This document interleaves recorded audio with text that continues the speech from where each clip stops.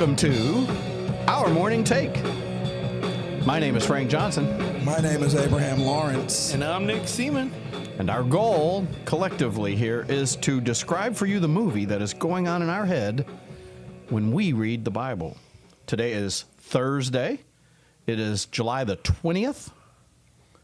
And this is episode number 139. Ooh, July 20, happy birthday to Alexander the Great. Alexander the Great was born on July 20th? Mm-hmm. Yeah. Wow. My birthday would be tomorrow. Was it actually July then? This is what I'm thinking too. Well, Because the Romans named July after Julius Caesar, so it wasn't Yeah. July when he lived, was it? yeah, I guess they figured out It's just coincided that's the I got you. yeah. But yeah, you're right. Yeah, I was just doing some research on it, amazingly, just a few weeks ago, that July was named after Julius Caesar, and August was named after Caesar Augustus. And they actually picked those. It's ridiculous, isn't it? It is ridiculous. And then September and October and November and December are all just Latin numbers. September is Yeah. for 7, October is 8, November is 9, and December is 10. And you say, well, I don't understand that because they're actually the 8th, 9th, or the 9th, 10th, 11th, and 12th month. So how do they get that? Well, that's really easy because the Roman calendar started in the spring, so March was actually the first month. So September was the 7th month, October was the 8th month, December was the 10th month, and then you had January and February. And they're named after some weird thing, too. I think January is named after a god or something. Yeah, I think Little so. G. And then I know we get the days of the week. Those come from basically the Vikings. Thursday is Thor's day. Monday. Monday is after Odin somehow. Valentine. Tuesday. No, that's not how it goes. It's the calendar. Little calendar. Neil girl. Sedaka. Really? You really did that? Do you know I had a middle school girl that said that she did not know the months of the year? She's in seventh grade, not even 6th grade. 7th grade, did not know the months of the year. I said, that's impossible. You Yeah. got to know them. She goes, no, I really don't. And so I literally got my iPad, got out Neil Sedaka. Did and you the ask her class- when her birthday was? And the class learned January, she's my banana, whatever. February, she's my Valentine. March, and they would go. Remember that?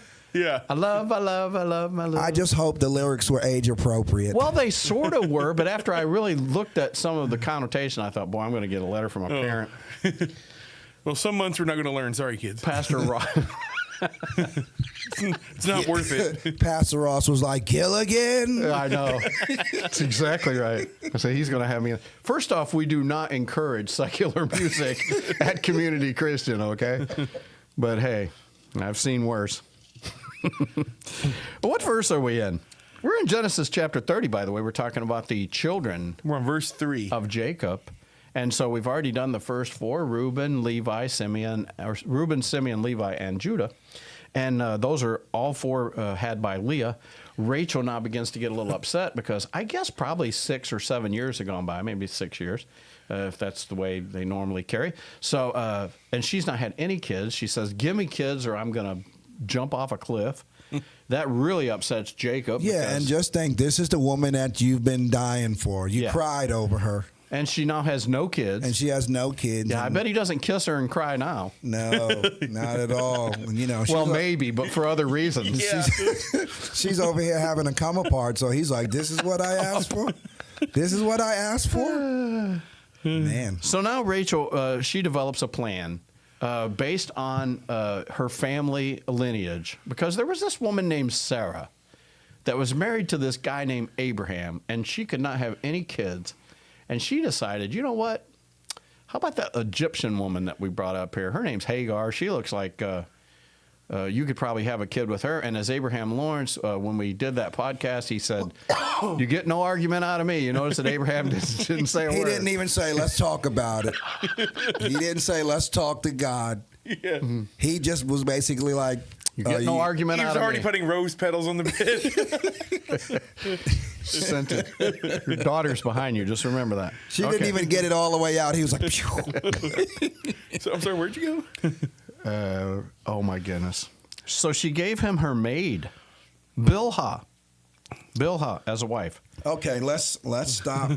You know, we kind of touched on it in the last episode, but this is a little telling about where she is spiritually. If this is a dilemma, she should be inquiring of the Lord.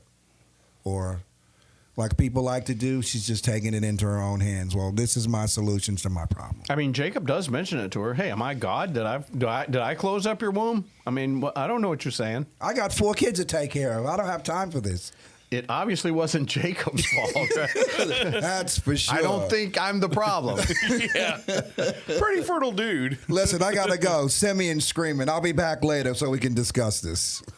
Here is my maid Bilhah. Go into her, that she may bear on my knees, that through her I too may have children. Tell us about that, Professor. Why, Okay. How does on this my happen? knees is the way that the Jews said knees was lap.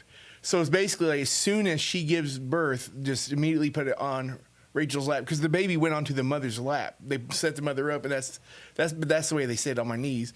Because I was wondering, like, does she literally sit on her lap and just the baby comes out on her lap? But that's just what that means. She's the first person that gets it placed on her knees, making it her baby, as though Bilhah didn't even conceive. It was like Rachel the whole time. I got a little tidbit for you guys. Go for it. Tidbits are good. You know Hollywood gets involved with everything. Oh, my goodness. They did this story? Spiritual or non-spiritual, they're in it for the dollar. Okay. There is a television show Named Bilhah? called The Handmaid's Tale. Oh, yeah. Where this is how the women who don't have kids, this is what they do. They get a handmaid to have the baby, and they do this exact process. Like the woman's right there, and then the handmaid has the baby, and then they give her the baby like she literally had it. Yeah. So am I to understand that Rachel feels like when Bilhah gives birth to this first kid, She had it's it. hers? Yeah. It's Rachel's. Yep. But the Bible doesn't seem to say that, does it? No, it doesn't at all. It does not. Just like Ishmael was never considered the son of Abraham. Mm-hmm. It was his son. He Yeah. had a boy, Yeah. but Isaac was his one and only son, according to God.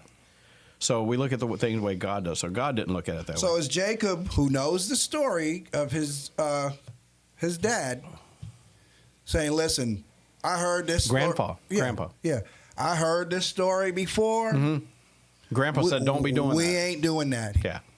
Because look what happened. Yeah. We got a lot of enemies who roam around out there because of that. And listen, the brother of Jacob, his brother Esau, is hanging out with this Yeah, kid Ishmael. Yeah. So he already knows what an outcast Ishmael is. And once again, I know this is the 4th episode in a row where I say something about being a chauvinist. You know how women can be. oh my goodness, What's he going to do? He's just going to go for it because he don't want to hear it. Logan, we're gonna have to get Nikki in on the next podcast. We need female representation. Listen, I mean, let's just be honest. A happy wife is what? Kelly, he said it. I'm said just keeping it 100. He said it, Kelly. I I'm didn't say keeping it 100. I'm said keeping it 100. This is the way women are. Yeah, it is. I mean, it's, because he could have easily said, "Listen, I'm going to tell you this much. Kelly's not giving any handmaiden over to you, buddy. That ain't happening. oh, she wouldn't." No. Amen. All right, sir. Here we go. So she did. And so she gave her maid, Bilhah, as a wife. So that's really important, too. We got to understand that. Just like we talked about Hagar. As far Jacob's like, we can just sign the papers later. But we talked about this, though, about Hagar. As far as Abraham was concerned, Hagar was his wife. And so, I don't know. I don't guess. There was no such thing as marriage or divorce. There was just this fact that if you had a child, especially if you had a child by a woman, that was your wife. That just was your wife. They didn't have certificates. They didn't have ceremonies. No, it was the dad. They had a feast. The dad gave the daughter to the person, but. And she's giving her handmaiden. So we think wife, because we think, I do and rings and stuff like that. But that's not literally a case here. So it's not a traditional or even typical wife. It's just the handmaiden of Rachel, Bilhah. All right. Glad that we got that settled. Verse 5, Bilhah conceived and bore Jacob a son. And then Rachel said, God has vindicated me. So there you go. God has vindicated me and has indeed heard my voice and given me a son. How many times did I say me in that verse? A lot. A lot. Isn't that just ridiculous? Man. It's not about God bless me or whatever, or just blessing is just vindicated me. Yeah. Marsha.